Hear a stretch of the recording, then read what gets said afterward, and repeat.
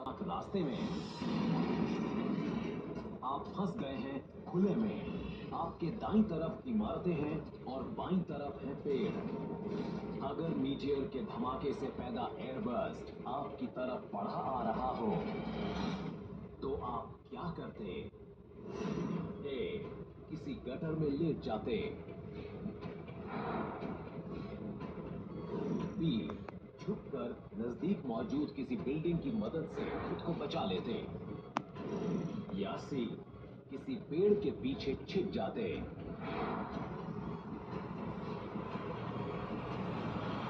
आगे बढ़ने से पहले जरा इन बातों पर गौर कर लीजिए।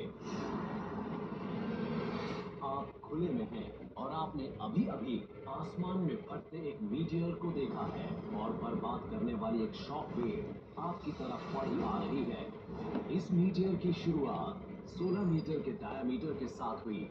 इसका वेट था किसी नेवी मिसाइल क्रूजर जितना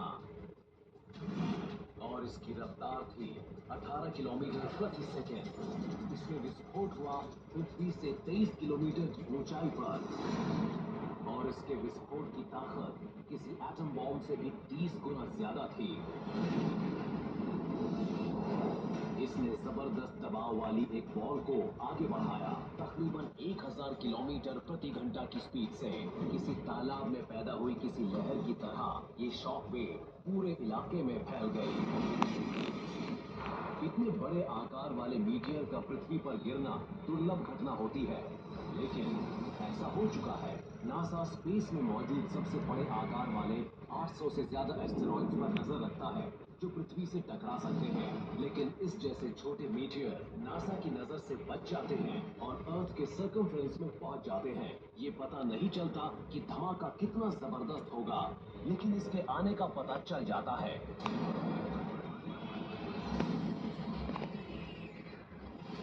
तो अपना फैसला जल्द कीजिए। ए, बी या फिर सी।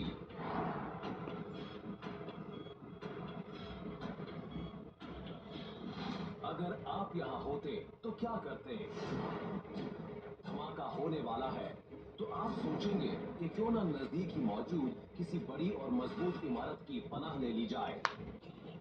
आखिर अमेरिका के लोग बरसों से इसी सिद्धांत पर तो चलते आ रहे हैं।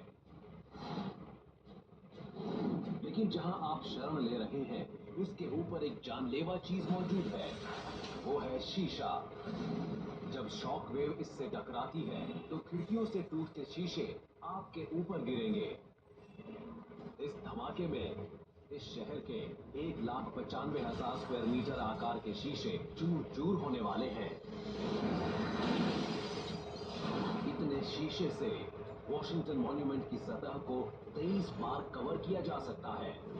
1 मीटर बाय 1 मीटर आकार के 6 मिलीमीटर मोटे शीशे का वेट तकरीबन 15 किलोग्राम होता है और सिर्फ 3 मंजिल की ऊंचाई से नीचे गिरते शीशे की रफ्तार तकरीबन 14 मीटर प्रति सेकंड होती है, यानी गियोटिन के ब्लेड से भी 2 गुना ज्यादा तेज। इससे तो आपका कीमा बन जाएगा।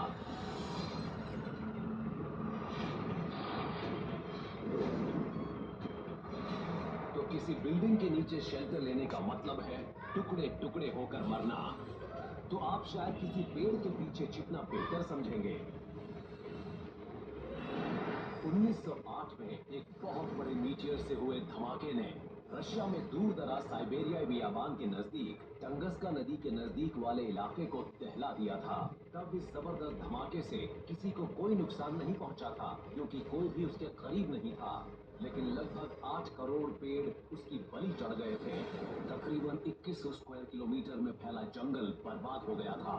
ये एरिया रियो de जनेरो जितना बड़ा था जो नक्शे पर से साफ हो गया। तो कोई पेड़ आपको मलबे से तो बचा सकता है, पर पेड़ से आपको क्या चीज बचाएगी? अभी तक ये जानने का कोई तरीका नहीं है कि इस शॉकवेव की ताकत कितनी होगी, पर अगर ये 1908 जैसी ही दमदार हुई तो आप अपनी गलती समझने से पहले ही कुचले जाएंगे।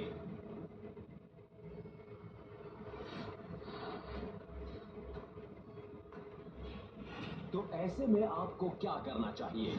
अगर आप किसी मीटियर के एयर बर्स्ट की शॉक वेव से जिंदा बचना चाहते हैं, तो सबसे अच्छा ऑप्शन होगा सड़क किनारे बनी किसी नाली में लेटना। सबसे पहले किसी ऐसे साइडवॉक कर्व को ढूंढें जिसका बेस आने वाली प्रेशर वेव से दूर हो। शायद ये पूरी तरह पैरेलल ना हो, इसलिए अपने पैर धमाके की तरफ रखें। कर्व की ऊंचाई की वजह से कुछ शॉक तो आपके ऊपर से निकल जाएगा और उसी के साथ उड़ जाएगा ज्यादातर मलबा, जैसे कि टूटा हुआ शीशा। दुनिया को खत्म कर सकने वाले किसी हादसे के मामले में गारंटी से तो कुछ भी नहीं कहा जा सकता, लेकिन अगर आप ये कदम उठाएंगे तो शायद आपकी जान बच जाए। इस मामले में 3700 से ज्यादा बिल्डिंग्स को नुकसान पहुंचा और तकरीबन 1200 लोग घायल हुए, ज्यादातर टूटे हुए शीशे के कारण। इसके बावजूद इस शहर के लोग किस्मत वाले हैं। वो अंतरिक्ष से आ रही 12,000 टन वजनी गोली के हमले के बावजूद बच गए।